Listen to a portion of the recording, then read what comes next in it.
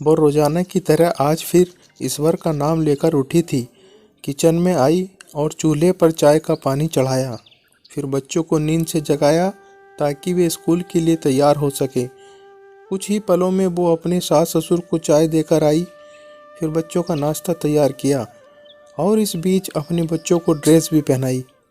फिर बच्चों को नाश्ता कराया। पति के लिए दोपहर का टिफिन बनाना भी ज़रूरी था।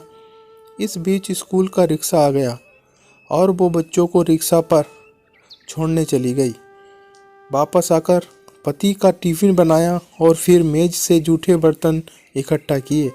इसी बीच पति देव की आवाज़ आई कि मेरे कपड़े निकाल दो।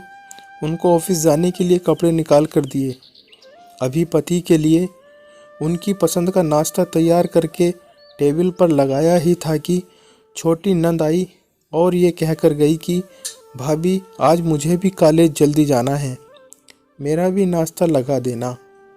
तभी देवर की भी आवाज़ आई कि भाभी नाश्ता तैयार हो गया है क्या?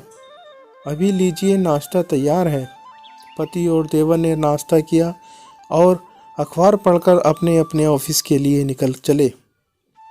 उसने मेज से खाली बर्तन समेटे और सास ससुर के लिए उनका परहेज का नाश्ता तैयार करने लगी। दोनों को नाश्ता कराने के बाद फिर बर्तन इकट्ठा किए और उनको भी किचन में लाकर धोने लगी। इसी बीच सफाई वाली भी आ गई। उसने बर्तन का काम सफाई वाली को सौंपकर खुद बेड की चादरें वगैरह इकट्ठा करने पहुंच गई और फिर सफाई वाली के साथ मिलकर सफाई में जुट गई। अब तक 11 बज चुके थे। अभी वो पूरी तरह काम समेट भी नहीं पाई थी कि कॉल बेल बजी। दरवाज़ा खोला तो सामने बड़ी ननंद और उसके पति व बच्चे सामने खड़े थे। उसने खुशी खुशी सभी को आदर के साथ घर में बुलाया और उनसे बातें करते करते उनके आने से हुई खुशी का इजहार करती रही। ननंद की फरमाइश के मुताबिक नाश्ता तैयार करने के बाद अभी वो नंद के पास बैठी ही थी कि सास की आवाज़ आई कि बहू खाने का क्या प्रोग्राम है। उसने घड़ी पर नज़र डाली तो 12 बज रहे थे। उसकी फिक्र बढ़ गई। वो जल्दी से फ्रिज की तरफ लपकी और सब्जी निकाली और फिर से दोपहर के खाने की तैयारी में जुट गई।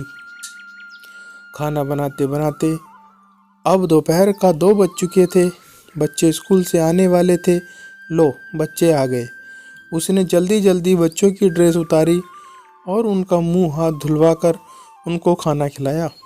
इस बीच छोटी ननंद भी कॉलेज से आ गई और देवर भी आ चुके थे। उसने सभी के लिए मेज पर खाना लगाया और खुद रोटी बनाने में लग गई। खाना खाकर सब लोग फ्री हुए तो उसने मेज से फिर बर्तन जमा करने शुरू कर दिए। इस वक्त 3 बज रहे थे। अब उसको खुद को भी भूख का एहसास होने लगा था। उसने हॉट पॉट देखा तो उसमें कोई रोटी नहीं बची थी। उसने फिर से किचन की ओर रुख किया। तभी पति देव घर में दाखिल होते हुए बोले कि आज देर हो गई, भूख बहुत लगी है, जल्दी से खाना लगा दो। उसने जल्दी जल्दी पति के लिए खाना बनाया और मेज पर खाना लगाकर पति को किचन से गर्म रोटी बनाकर ला कर देने लगी। अब तक 4 बज चुके थे। अभी वो खाना खिला ही रही थी कि पति देव ने कहा कि आ जाओ तुम भी खा लो। उसने हैरत से पति की तरफ देखा तो उसे ख्याल आया कि आज मैंने सुबह से कुछ खाया ही नहीं। इस ख्याल के आते ही वो पति के साथ खाना खाने बैठ गई।